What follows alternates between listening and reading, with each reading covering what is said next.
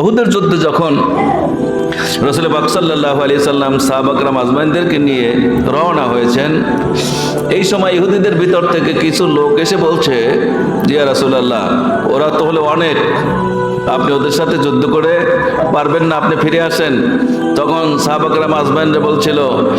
রাসূল পাক সাল্লাল্লাহু আলাইহি সাল্লামের যে বাহিনী ছিল, সোলজার ছিল, তারা বলেছিল যে আমরা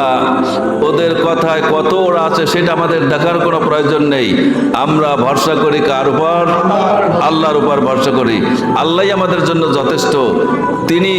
কত কর্মবিদারক। আল্লাহ রাব্বুল আলামিন ইচ্ছে যদি করেন আমাদেরকে বিজয় করবেন,